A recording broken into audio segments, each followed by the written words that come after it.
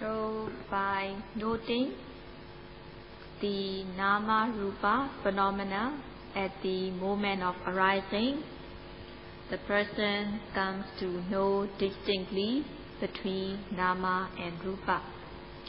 So by knowing the nama rupa distinctly through practice, one can overcome the wrong view of jiva atta, individual soul. And by knowing the cause and effect, by understanding that relative cause giving rise to relative effect, so in this way, by knowing the cause and effect, then one overcomes the wrong view of Creator, one overcomes the wrong view of Mahabrahma, creating the world. So in this way, by noting the presently arising object, the yogi comes to understand that there is only nama rupa, mind and matter.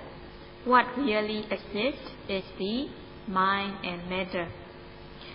So by this way, understanding that there is only mind and matter, there is only nama rupa, yogi comes to understand that there is no sakaya, there is no atta.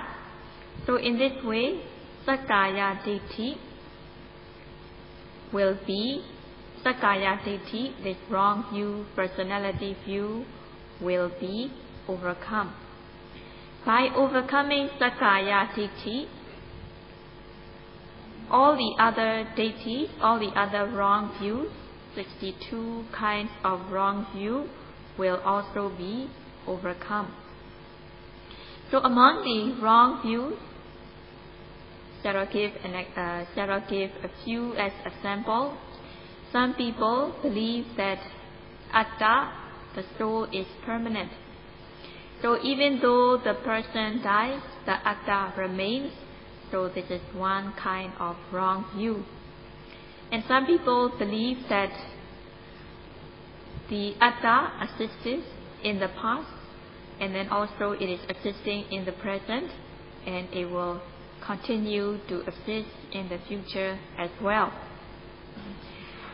So this is the wrong view, taking that this atta, the soul, is permanent. And also there is another wrong view, believing that when there is being, there is atta, and that when the being dies, the atta will also come to an end. So it is uttata ditti, annihilation view. And another kind of wrong view is that they have the belief that atta neither exists nor does not exist. So this kind of view is not, it doesn't have any definite sense, because they believe that there is neither atta nor no atta. So this is one of the wrong views. So in the text, there mention 62 kinds of wrong beliefs, 62 kinds of wrong views based on atta. And among the 62 kinds of wrong views, sakaya ditti is the chief. So sakaya ditti is just like the doorway that is entering into the 62 kinds of other wrong beliefs. So sakaya ditti being like the door to other wrong beliefs, if you close or if you block the sakaya ditti, which is like the door, then other kinds of wrong beliefs cannot enter. In other words, sakaya ditti is called the chief among the other wrong beliefs. So by eradicating, by uprooting sakaya ditti, all the other wrong views will also be uprooted and dispelled. So just by dispelling Sakkaya Ditthi, all others are also dispelled. So in the past, there are battles and war between countries. And in the war between the countries, if the king or the leader is killed, then the country will lose and the other country will have victory. So in this example of a war, when the king or the leader is killed, then the army gets defeated. So in this way, in the same way, Sakkaya Ditthi, which is the chief among the wrong views, if the Sakkaya Ditthi is overcome, then all other wrong views will also be overcome. So in order to overcome Sakkaya Ditthi, one needs to practice Satipatthana meditation. By practicing Satipatthana meditation, when the yogi gets to the stage of insight into Nama Rupa, when the yogi knows distinctly between Nama Rupa, she will overcome the Sakkaya Ditthi momentarily. So when the yogi goes on with the practice, she will be developing Vipassana Jnana stage by stage, and when she attains Magga Jnana, path knowledge, this yogi will uproot the Sakkaya Ditthi totally to the point of no return. So in this way, the Sakkaya Ditthi can be uprooted, dispelled permanently by attaining Magga Jnana, path knowledge. And when this Sakkaya Ditthi is uprooted, all the other wrong views are also uprooted.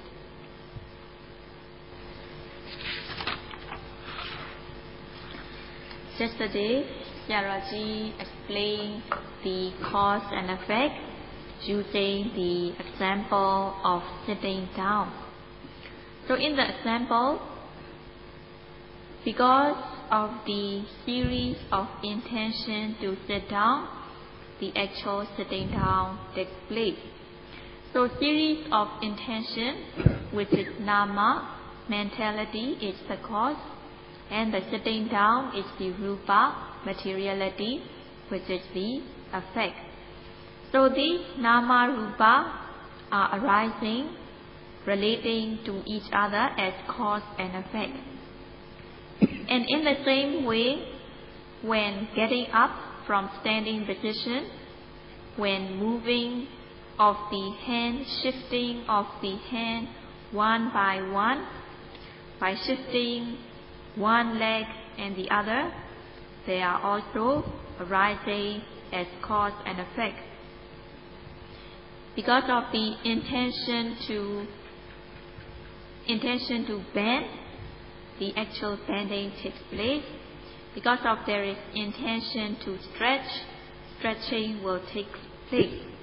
And also with the opening and closing of the eyes, there are intention, which is the cause, and the opening, closing of the eye is the effect. So the blinking also, there is the intention to blink. When the nerves become stiff, tense, and uncomfortable, then there will be the intention to blink. And because of the intention to blink, which is the nama, mentality, being the cause, the actual blinking of the eye, which is the rupa, materiality, the effect takes place.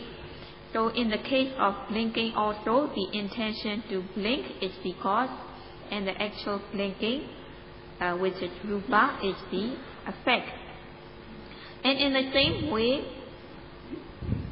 when opening of the eye also, the intention to open is the cause, and the actual opening of the eye is the effect. So in this way, these nama rupa phenomena are arising as cause and effect. And by noting at the moment of these objects arising, yogi will come to understand through his or her experience on the nature of these objects. So by noting, by being mindful at the moment of arising, the yogi comes to know distinctly between nama and rupa. And the yogi also comes to understand that because of these relative causes, the relative effects take place. So these nama rupa, which are arising as cause and effect, are arising continuously, just like a stream of current. When the yogi notes respectfully, meticulously, then his or her notings will be continuous, and he, she will develop Vipassana jnana stage by stage. By putting effort in the practice, sati, samadhi, panya, mindfulness, concentration, and wisdom will develop, and he, she will be developing Vipassana jnana stage by stage, day by day. But if one is slack, if one does not put effort in the practice, but if he, she is just thinking what it is, how is it, why is it, without noting it right away as soon as the object arises, then this yogi's practice will be very slow to progress. So if the yogi is lazy and thinking rather than noting, then he, she will take a long time to progress, or he, she will not progress at all. So when this happens to the yogi, the meditation teacher will give guidance. So the yogi should follow the guidance of the meditation teacher. By practicing according to the guidance given, the yogi can know, the yogi can understand this cause and effect even within 1 week. So it is very important for the yogis to practice with effort to note on the presently arising object as soon as the object arises. So if the yogi is able to practice in this way according to the guidance, then the yogi will make very quick practice. The yogi will practice very fast. Instead, if the yogi is lazy, not putting effort in the practice, not practicing according to the guidance, then he, she will have slow progress. And some of the yogis, they are writing very long sentences. They have 1 page, 2 pages of report, and still there is no essence in their report. So if this happens, this yogi is not going to make any progress. Rather than writing,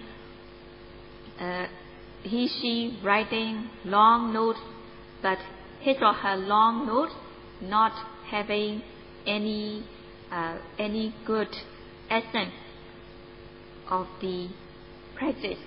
So he, she will take a very long time to progress. So that's why it is very important to practice respectfully, meticulously. So in order to do that, yogi should understand the benefit of Satipatthana practice, and he, she must have a strong will and a strong wish to get these benefits.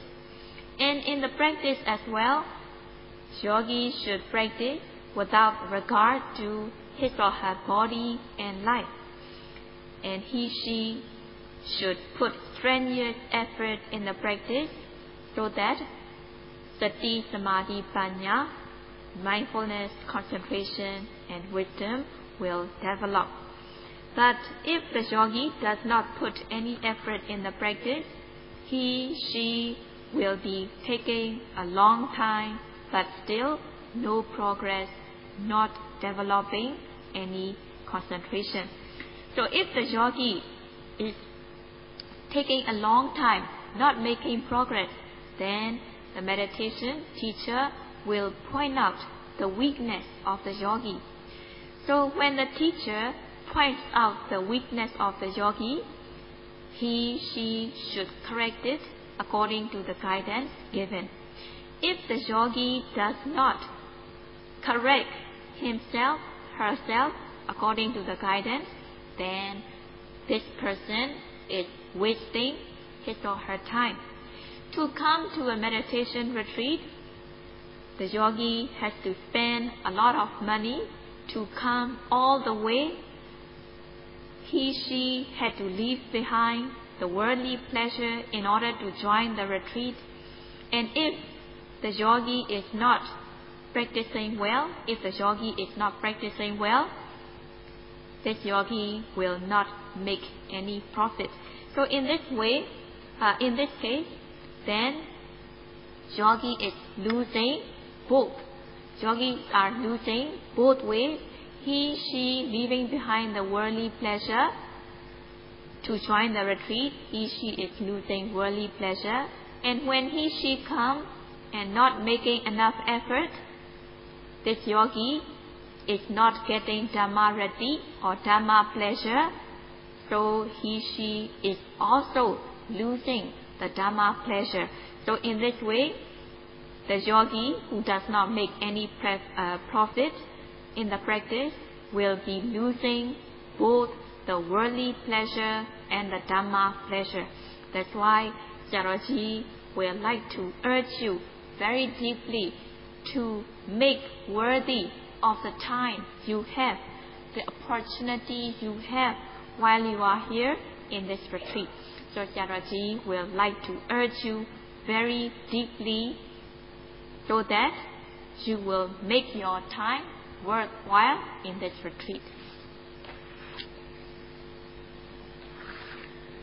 So by this much you would understand that because of the nama mentality cause, the rupa materiality effect takes place. And also there are instances when nama mentality is the cause and the nama mentality being the effect. In the case of seeing, hearing, smelling, tasting, touching, knowing, and so on, there are cognitive processes of mind. There are cognitive process of consciousness arising. So in order to have this consciousness, the striker element and the receptor element alone, it is not enough. So in the mind, in the mental factors, there should be a factor called manasikara, attention. Only if there is attention, then will there be the cognitive process. So in the surrounding, there are many objects, but if the mind is not directed, if the mind is not adverted to these objects, then she will not see or will not hear. So when the mind is elsewhere, having no attention on the sight or sound, there will not be seeing process, there will not be hearing process of consciousness. So only when the mind is adverted, only when there is attention, then there will be seeing process and hearing process. So this is the example of nama being the cause of this nama effect. So only if the mind is directed or conducted towards the object, then will there be the seeing. So, for example, when the yogis are noting rising and falling of the abdomen, at the same time there may be heat, stiffness, tension, or pain elsewhere. But when the noting mind is on the rising, falling of the abdomen, and if there is no attention on the pain, she will not know the pain, although the pain is there, because she does not have attention on the pain. So, when the noting mind falls on the pain, she will not know the other objects such as hearing and so on, because his or her attention is on the pain. So only when the mind is conducted, only when the mind is directed towards the object, she will know the object. So in order to have this seeing consciousness, hearing consciousness, there needs to be attention towards the object. Only when there is manasikara, attention, then there will be this cognitive process of seeing, hearing, and so on. So when the yogi is mindful at the moment of arising, yogi will come to understand the nama mentality, which is the effect, produces the nama effect. So in this way, when the yogi understands through his or her experience, she will not have any uncertainty or doubt over this object. So by this much, you understand that because of the nama cause, the nama effect takes place. And now Saraji continues to explain where rupa, materiality, is the cause, and nama, mentality, the effect. When noting rising and falling of the abdomen, and when this rising, falling are very prominent, obvious, then the yogi is able to note without putting much effort, that his or her noting mind becomes concurrent with the object, because the rising, falling is very obvious. So this rising, falling of the abdomen is connected with the breathing in and breathing out. So when the inhaling, exhaling become subtle, then the rising, falling connected with the inhaling and exhaling also becomes subtle. So when the rising, falling was obvious, yogi could note it without much effort. And when the rising, falling becomes subtle, the noting mind that comes to know the rising, falling is not obvious anymore, but it is also becoming subtle. So this is because the cause, rising, falling, is subtle, then the effect, which is the noting mind, also becomes not obvious. So when the object becomes not clear or vague, you should go closer and take a look. So just like if you don't see something clearly, you have to go closer to take a look. In the same way, when the rising, falling becomes subtle, you have to strengthen your mind in order to see the rising, falling clearly. So when the rising, falling becomes clear, then the noting mind that comes to know the rising, falling is also clear. When the rising, falling is not clear, the noting mind, knowing the rising, falling, also become weak. At times, the falling disappear, and when the falling disappear, the noting mind that know the falling also disappear. So this is arising as cause and effect. So the rising, falling being the cause, which is materiality, and the noting mind knowing the rising, falling, which is the effect, is the mentality. So when the rising, falling is clear, the noting mind that knows the rising, falling is also clear. So this is arising as cause and effect. The rupa, rising, falling, is the cause, and the noting mind, nama, is the effect. So when the rising, falling disappear, then the noting mind knowing the rising, falling will not take place. So in this way, only when there is the cause, the effect will take place. So at the beginning of the practice, when the yogi noting circuit, rising, falling becomes gross, from gross to subtle, and the rising, falling becoming not clear. So if the yogi does not strengthen the mind to note this subtle rising, falling, then the rising, falling becoming vague. So in this case, the meditation teacher must not ask the yogi to note sitting, touching instead, but the yogi should observe the subtle rising, falling with more energized mind. So when the mind becomes more energized and strong, this yogi will be able to observe rising, falling clearly again.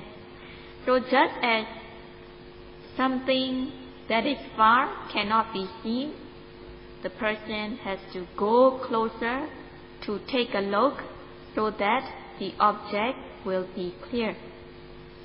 So in the same way, when rising, falling are not clear, then the yogi should have a closer observation with energized mind so that the rising, falling will be clear again.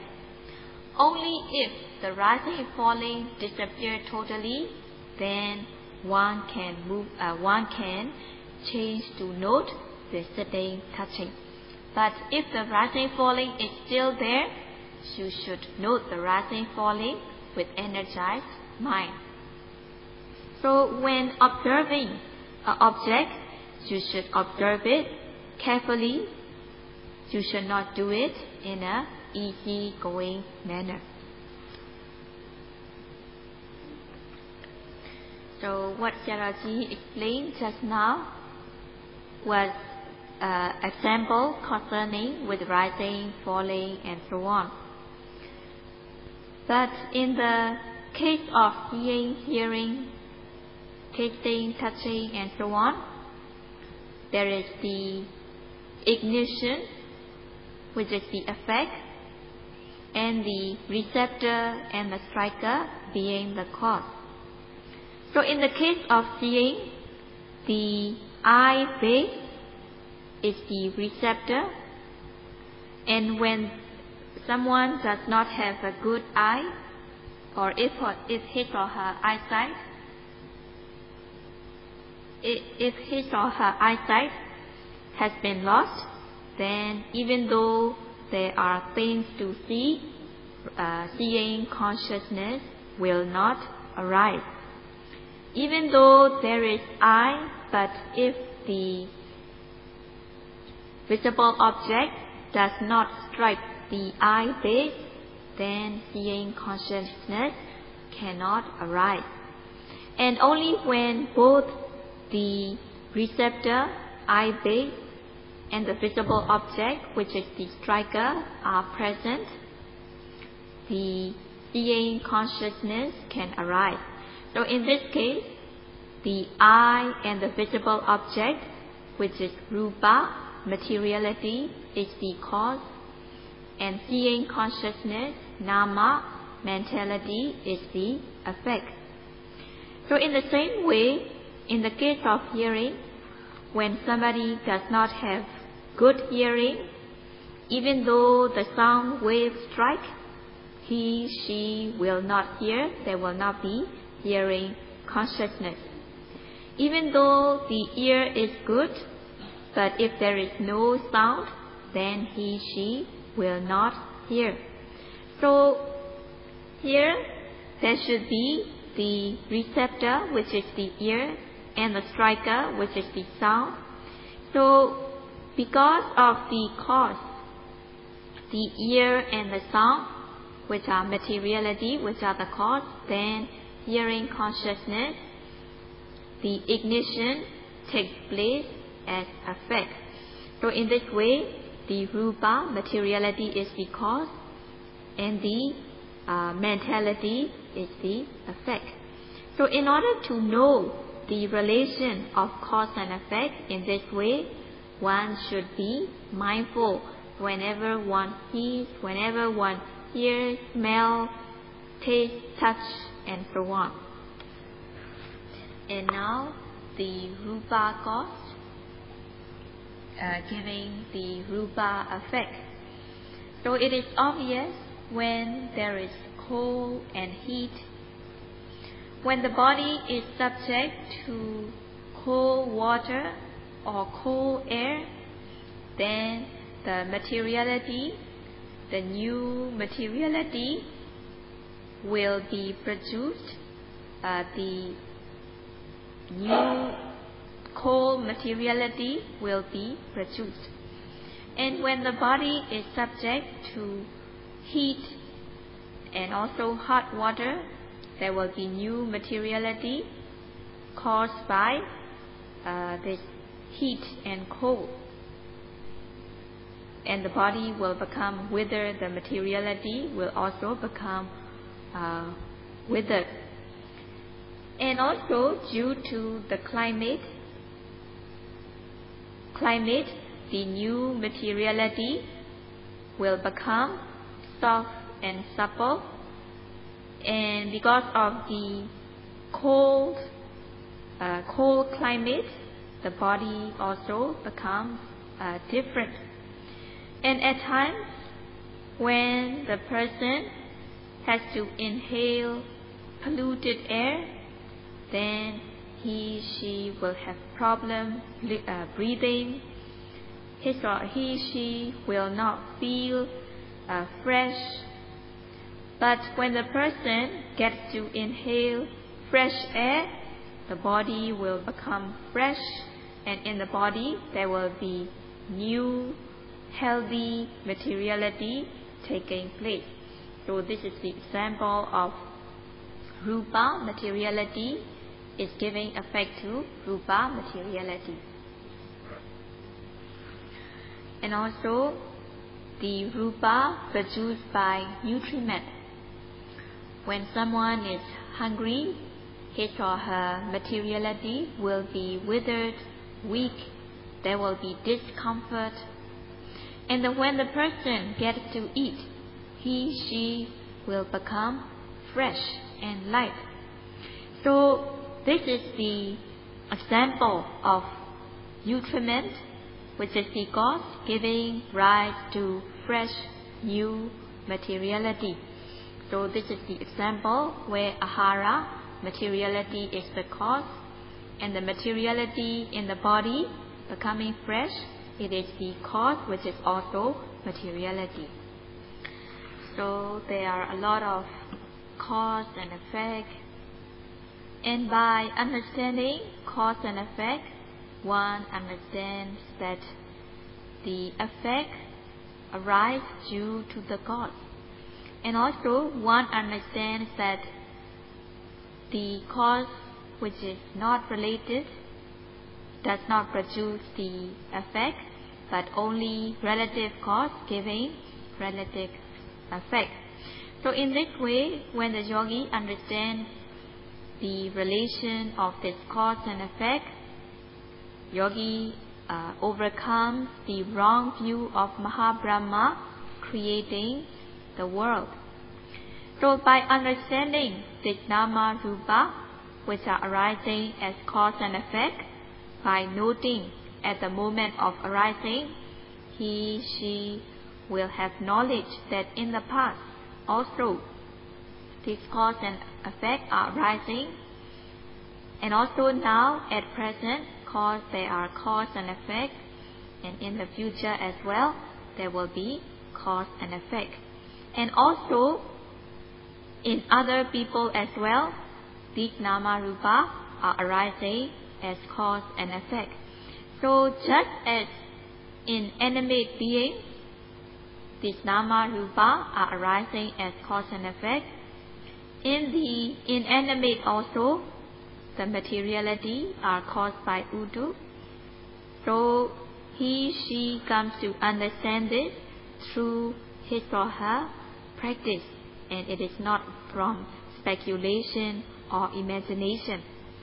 So because it is the knowledge gained through practice, it is right, because it is not just imagination or speculation. If the yogi says what he, she thinks, rather than what he, she knew from his or her personal experience or practice, then the meditation teacher cannot help.